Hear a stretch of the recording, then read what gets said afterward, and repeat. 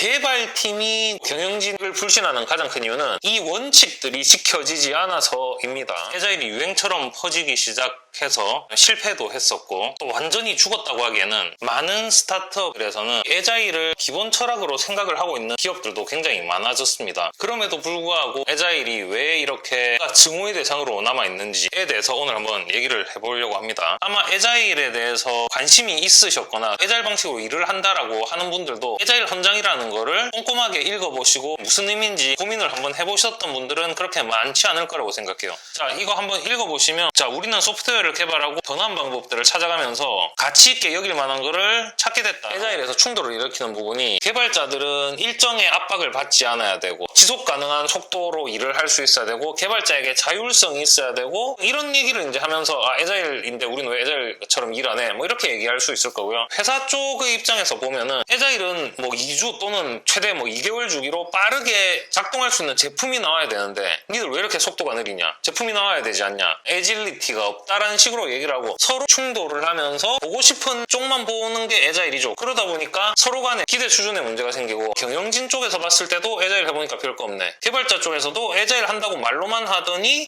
개발자들을 부려먹으려고 한다. 서로의 인식의 차이와 기대 수준이 서로 맞지 않다 보니 양측 간 모드에서 애자일 실패한 철학 아니야? 뭐 이런 얘기가 이제 나오는 것 같습니다. 기본으로 돌아가서 이 애자일이 어떤 철학을 가지고 만들어졌는지를 다시 보면서 왜 이런 문제들이 발생했는지를 살펴볼 수 있을 것 같습니다. 자, 여기 애자일 소프트웨어 개발서는 보시면은 제일 중요한 말이 이겁니다. 왼쪽에 있는 것들도 가치가 있지만 오른쪽에 있는 것들에 더 높은 가치를 둔다는 것이다. 어느 한쪽이 완벽한 정답이라는 게 아니라 트레이드오프 상황이 있었을 때 이쪽이 가치 있는 건 알겠지만 우리는 이쪽에 조금 더 가치를 둔다라는 선택의 우선순위 얘기거든요. 공정과 도구보다 개인과 상호작용을 개발자들이 애자일 환경에서 불신받는 것 중 큰 이유는 보통 개발자들이 생각할 때 이 왼쪽의 내용을 버리는 거 이거 중요하지 않다는 식으로 인식하는데 애자일을 이용하지 오른쪽이 중요하다는 쪽을 간과하는 경우가 굉장히 많습니다. 그게 무슨 얘기냐면 뭐 프로세스니 우리가 어떤 툴을 쓸 거니 이런 얘기를 안 하지만 개인들끼리 더 많은 대화를 하고 더 상호작용을 해서 커뮤니케이션 오해를 없애고 하는 이 노력이 들어가야 되는데 이거를 안 한다는 거죠. 정작 애자일 현장에서는 개인과 상호작용이 더 중요하다고 했는데 개인과 상호작용을 안 하는 애자일 팀이 있다는 겁니다. 이 네 가지 항목들을 다 한번 보겠습니다. 포괄적인 문서보다 작동하는 소프트웨어를 문서를 쓰는데 드는 비용이 굉장히 많을 뿐 아니라 써놓고 나서 볼 일이 딱히 많지도 않습니다. 자동차 두꺼운 매뉴얼을 그거 자동차 사서 다 읽어보는 사람이 없잖아요. 그 문서를 쓰는데 우리가 비용을 들이기가 굉장히 힘들다는 겁니다. 빠르게 제품이 나오다 보니까 이 제품의 변화 속도를 문서의 변화 속도가 따라가지를 못해요. 그러다 보니까 포괄적인 문서를 쓰기보다는 작동하는 소프트웨어를 만들라라고 돼 있죠. 이 애자일 팀이 생각할 때 우리는 문서를 안 쓸 거야. 문서 쓰는데 우리는 시간과 노력을 들이지 않아. 그것까지는 좋은 것처럼 이해를 하면서 작동하는 소프트웨어를 만드는 데는 약속을 지키지 않는다는 겁니다. 최대 2개월 안에는 작동한 소프트웨어 자체를 보고 문서가 없더라도 우리 이런 가치를 얻을 수 있구나라는 거를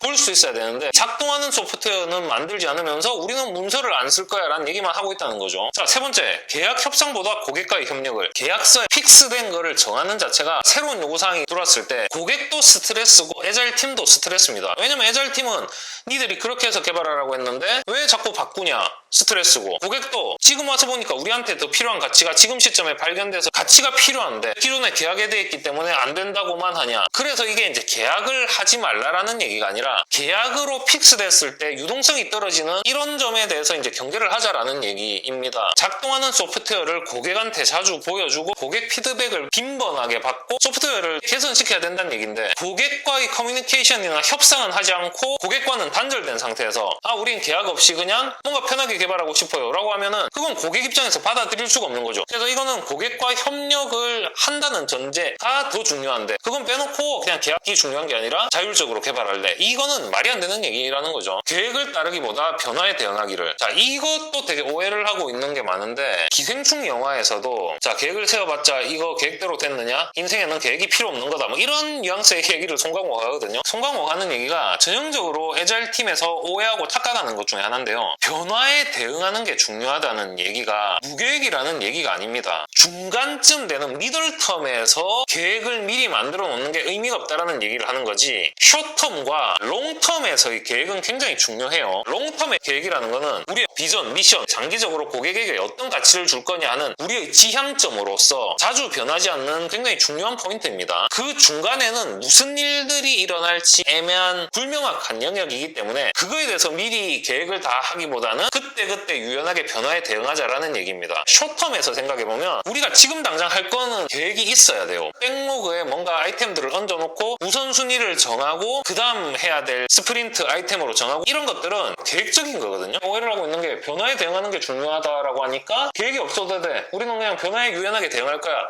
이게 이제 되게 이상한 얘기라는 겁니다. 미들텀에서는 우리는 유연하게 대응하지만 롱텀에 대한 명확한 목표를 가지고 숏텀에 대해서는 정교한 계획은 필요하다라고 이해를 해야 됩니다. 근데 이제 이런 이해가 떨어지는 애자일 팀이 일을 하다 보니 경영진이나 고객 입장에서 볼 때는 어이씨 얘들 뭐 하고 있는 거지? 라는 생각이 들 수 있는 거죠. 애자일 팀은 다시 한번 이 개발 선언을 읽어보고 그 의미를 다시 한번 되새기는 게 필요하다, 강조를 하고 넘어가겠습니다. 자, 그 다음에 여기 밑에 보면은 애자일 소프트웨어의 12가지 원칙이라고 돼 있는데요. 개발팀이 경영진을 불신하는 가장 큰 이유는 이 원칙들이 지켜지지 않아서입니다. 고객이나 경영진이 이 원칙을 무시하고 애자일 팀을 대하는 경우가 굉장히 많습니다. 그러다 보니까 애자일 팀은 불신이 생길 수밖에 없는 거죠. 후반부일지라도 요구사항 변경을 환영해라, 고객의 경쟁력에 도움이 되게 한다. 보통 애자일 팀 개발자들이 뭐 변하지 않는 기획서가 제일 좋아요, 이런 얘기를 하는 게 너무 좀 이상한 얘기예요. 비즈니스 환경에서 변하지 않는 거는 없습니다. 계속해서 변화한다는 그 사실만이 변화하지 않는 사실입니다. 그럼에도 불구하고 내가 정신적으로 고통받기 싫으니까 사람들은 변화를 좀 싫어하거든요. 스트레스가 오는 거는 사실입니다. 변하지 않아야 된다는 게 고객 가치 측면에서는 너무나 이상한 얘기입니다. 이런 변화에 대해서 스트레스는 받을 수 있겠지만 그 변화에 대해서 부정하거나 거부하거나 애자일 팀으로서의 기본이 안 됐다는 얘기입니다. 비즈니스와 개발자들은 프로젝트 전체에 걸쳐 날마다 함께 일해야 된다. 동기가 부여된 개인들 중심으로 프로젝트를 구성하라라고 되어 있습니다. 동기가 부여됐다는 거는 사실 프로덕트 팀의 기본 요건이에요. 제가 계속해서 강조하는 커밋먼트가 확보된 팀, 자율성이 확보된 팀, 어른으로 대접받는 팀이 아니면은 이 방식은 작동할 수가 없습니다. 하기 싫을 거거든요, 그런 방식으로. 그들이 필요로 환경과 지원을 주고 그들이 일을 끝내리라고 신뢰하라라고 되어 있습니다. 이 부분이 경영진이 가장 실수하고 놓치기 쉬운 영역입니다. 그들이 자율성 있게 일할 수 있고 편하게 일을 할 수 있고 자신의 능력을 100% 넘어서서 150%, 200% 발휘할 수 있는 환경을 주고 신뢰하라 라는 게 결국 마이크로 매니지먼트 하지 말고 어른으로 대하고 이 사람들이 결과를 가져올 수 있는 사람으로 신뢰하라 라는 얘기인데, 이거를 못하는 경영진들이 굉장히 많죠. 개발자들이 헌장에 대해서 제대로 이해 못하고 뻘짓을 하니까 그거에 대해서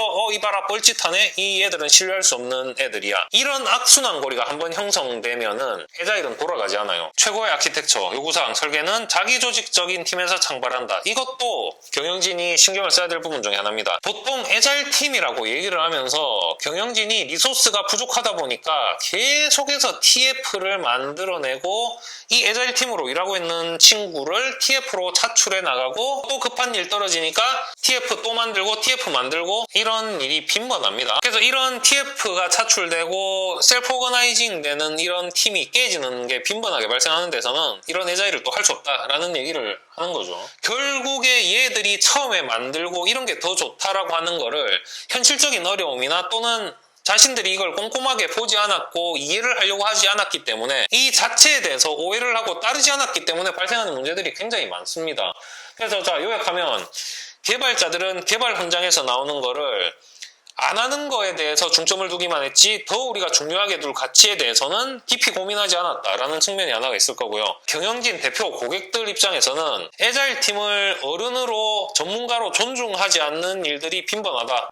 셀프 오거나이징 팀을 깨버리는 일도 빈번하고 그들을 어른으로 신뢰하고 그들에게 일을 제대로 할 수 있는 환경을 제공하지 않은, 그거에 대해서 제공하지 않았기 때문에 서로 간에 신뢰가 깨진 거고, 한쪽에서 신뢰가 깨지면은 그거는 걷잡을 수 없이 눈덩이처럼 서로에 대한 불신이 불어나고 그 악순환고리가 생깁니다. 이 애자일은 악순환고리가 생기고 나면은 절대 작동할 수 없는, 서로가 선한 의도를 가지고 있다라는 그 전제하에 돌아가는 게 애자일이기 때문에 그 후에는 당연히 애자일에 대해서 욕을 하고 혐오하게 되겠죠. 그래서 애자일에 대해서 불신하고 있는 조직이 있다면 다시 한번 헌장과 이 원칙들을 읽어보시고 우리가 진짜 이걸 이해하고 하고 지키는데 노력을 진짜 했었나? 서로 신뢰할 수 있는 노력을 했었나에 대해서 다시 한번 고민해보고 신뢰를 회복하는 그 과정을 다시 한번 진지하게 가져가시는 것을 추천드립니다. 그 이후에야 애자일이라는 그 철학과 프로세스는 작동할 수 있을 거라고 생각을 합니다. 영상이 마음에 드셨다면 좋아요, 구독, 알림 설정 부탁드립니다.